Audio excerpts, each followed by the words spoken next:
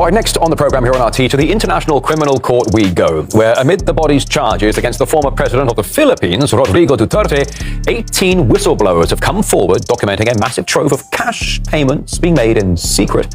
A Philippine lawyer has presented a sworn affidavit from 18 former armed services personnel of the Philippines who provided security amid the criminal investigation into President Duterte.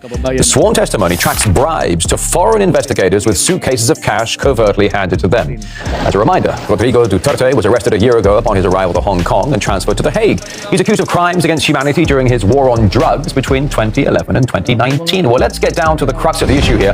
Crossing live now to attorney Levi Baligod, who presented a sworn affidavit from 18 current and former Philippine Armed Service personnel tied to this case in question. This is very intriguing. Mr. Baligod, good afternoon and welcome to the program on RT International. Yes, good afternoon, Mr. Rory Sochet, and good afternoon as well to all your viewers. It's a great pleasure to have you on the program today, sir. Just so I understand, you are the attorney representing 18 individuals who made claims of delivering suitcases stuffed with cash that were allegedly for funding an ICC probe into the former President Rodrigo Duterte. Can you please help me understand and break that down? Over to you. Yes, these 18 former military officers were employed by former Congressman Saldico, who was the former chairman of the House Committee on Appropriations. And they were involved in the delivery of cash on several occasions to Mr. Trillanes, who was in charge with liaisoning with the ICC investigators here in the Philippines.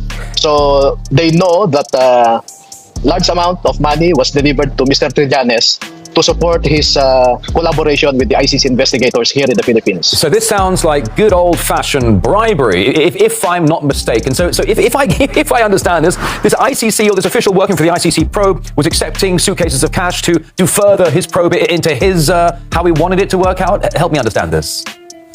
No, to be fair, the 18 former soldiers did not see Mr. Trillanes actually handing money to the ICC investigators, but they know that large amounts of money were delivered to Mr. Trillanes, being the liaison of the political opponents of former President Duterte here. And then they also saw, being the security detail to the ICC investigators, that they only interviewed witnesses that were brought to them by Mr. Trillanes, and therefore it is a fair conclusion that there was no bona fide investigation that was conducted here. All their expenses, hotel accommodations, travel expenses, including the use of private vehicles owned by politicians who are publicly known as opponents of Mr. Duterte, were used by the ICC investigators. And we know that being investigators, they should not only be impartial, but should also appear to be impartial. Yeah. But that did not happen here in the Philippines. All right, so if I'm getting this correct, some of this money is coming from former political opponents of Rodrigo Duterte. They want to make sure the ICC probe hammers down on Duterte and essentially gets him out of the political picture. But after these accusations came to light, Mr. Baligod, the ICC made a statement saying it operates independently and that it is exclusively funded through the court's approved budget. What is your response to that, please? Yes, that is the correct policy, that they should be independent. But that did not happen here in the Philippines. Yeah. They were wined and dined here.